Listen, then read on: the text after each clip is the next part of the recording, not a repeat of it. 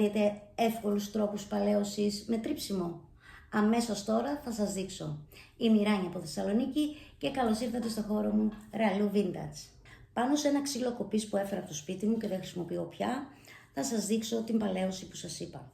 Θα ξεκινήσω να το βάφω με μια λευκή απόχρωση. Αρχικά με το Warm Cream.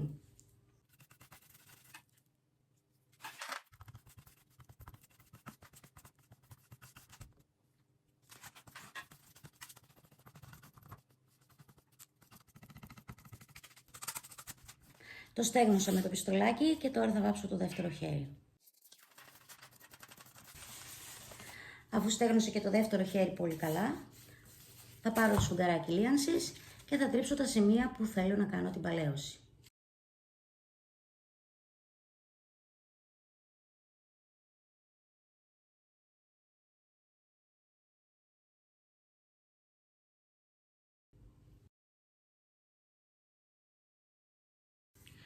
Αφού το έξισα λοιπόν και έκανα την παλαίωση στα σημεία που ήθελα, μετά θα το κλειδώσω με το διάφανο κερί για να μπορέσω να προστατεύσω το έργο. Βέβαια εδώ δεν ξέρω πόσο καλά φάνονται τα σημεία. Κυρίως κάνουμε την παλαίωση με ξύσιμο σε σημεία που προεξέχουν στο έπιπλο, σε ανάγλυφα κομμάτια του, στις γωνίες, γιατί στην ευθεία του επίπλου είναι δύσκολο. Δεν θέλει πάρα πολύ τρίψιμο και πολλή δουλειά. Αν έχετε υπομονή και αντοχή στα χέρια, μπορείτε να κάνετε και εκεί. Απλά χρειάζεται πολλή δουλειά για να τριφτεί με αυτόν τον τρόπο. Θα κλειδώσω λοιπόν τώρα το πρώτο χρώμα για να συνεχίσουμε με το δεύτερο χρώμα για την παλαίωση με 2 χρώματα και τρίψιμο. Μείνετε εδώ και θα συνεχίσουμε.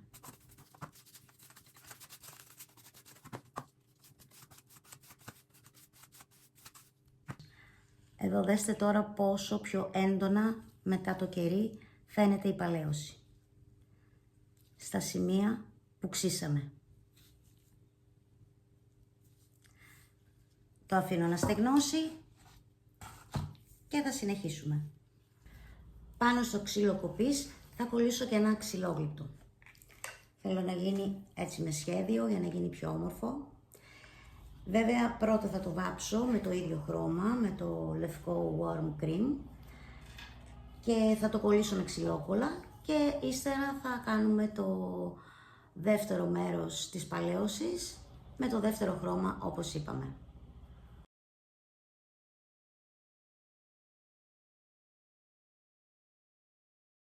Από την πίσω πλευρά δεν χρειάζεται. Με ρωτάνε για τα ξυλόγλυπτα πότε πρέπει να τα βάψουμε.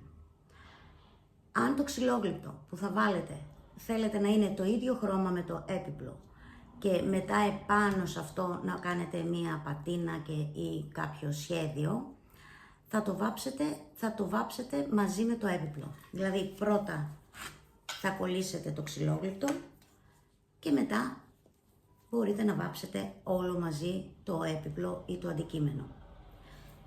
Εγώ δεν το έκανα εδώ, όπως σας λέω, γιατί σκέφτηκα μετά να βάλω ένα ξυλόγλυπτο.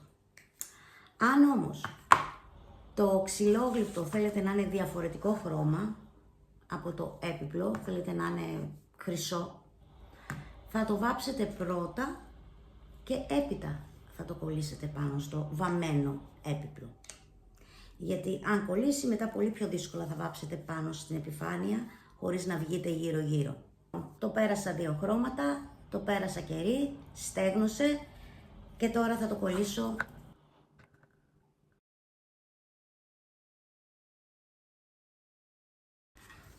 Για να μην σας φύγει, κολλήστε με χαρτοτενία εδώ, να σταθεροποιηθεί το ξυλόγλυπτο και αφήστε το μία μέρα τουλάχιστον για να στεγνώσει καλά πάνω στο έπιπλό σας και μετά δουλέψτε το. Στέγνωσε και το ξυλόγλυπτο, το πέρασα και το κερί και τώρα θα βάψω το δεύτερο χρώμα, το οποίο επέλεξα να είναι το Dusty Olive.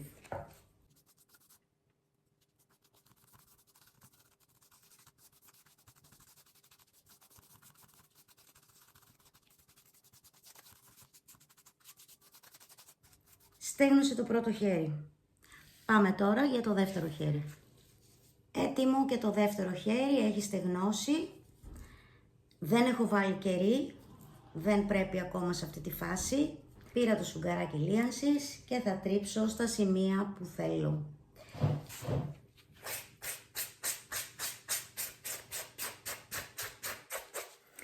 Τρίβω ελαφριά.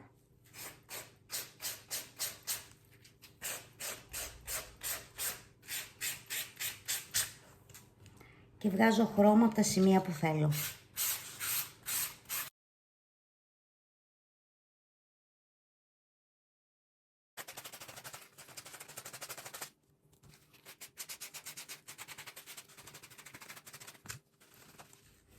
Βλέπουμε πως από κάτω φαίνεται το χρώμα που έχουμε βάλει σαν βάση. Θα συνεχίσω λοιπόν, θα τρίψω τα σημεία που θέλω μέχρι να ολοκληρώσω το έργο και να έρθω στο αποτέλεσμα που εγώ θέλω.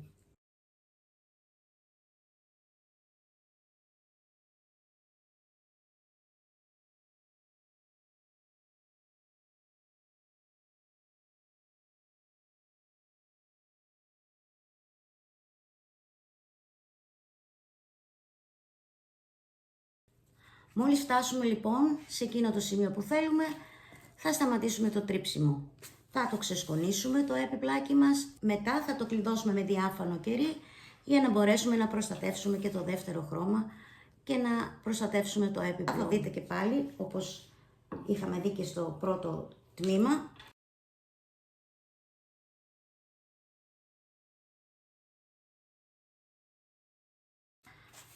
Με το κερί πάντα παίρνει το χρώμα ένα βάθος και γίνεται πιο έντονο. Πάντα σκουπίζουμε το διάφανο κερί από πάνω.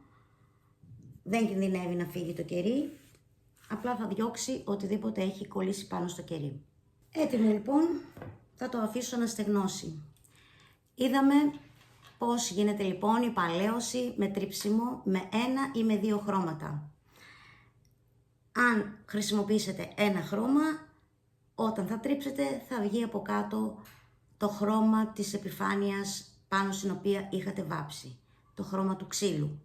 Και ο δεύτερος τρόπος είναι να χρησιμοποιήσουμε δύο χρώματα, ένα πιο σκούρο και ένα πιο ανοιχτό, για να υπάρχει αντίθεση και να φανεί πιο έντονα η παλαίωση. Αν δεν κλειδώσουμε το πρώτο χρώμα, τότε με το τρίψιμο θα βγει και το δεύτερο χρώμα, θα βγει και το πρώτο χρώμα. Μπορείτε να χρησιμοποιήσετε και το καφέ κερί της Vintage Paint για να δώσετε από πάνω έτσι μια ζεστασιά στο έργο σας.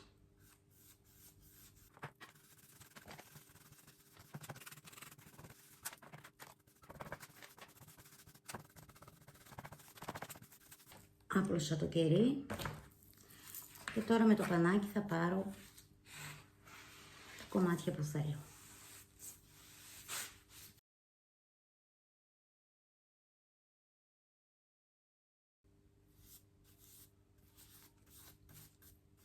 Θα βάλω αρκετό κερί στα σκαλίσματα για να καθίσει μέσα στις εσοχές.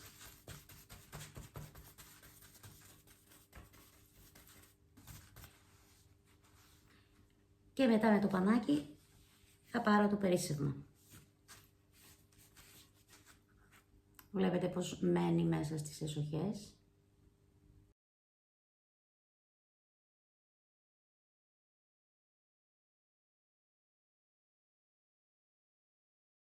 Ελπίζω να σας άρεσε το βίντεο που σας έφτιαξα, ελπίζω να σας βοηθήσει, να σας δώσει έμπνευση, να χρησιμοποιήσετε χρώματα και υλικά για τα δικά σας έπιπλα. Μην ξεχάσετε να κάνετε εγγραφή στο κανάλι μου και όλα τα υλικά θα τα βρείτε στο site μου www.ralouvintage.gr. Και πάλι σας ευχαριστώ, θα τα πούμε σε ένα επόμενο βίντεο. Γεια σας!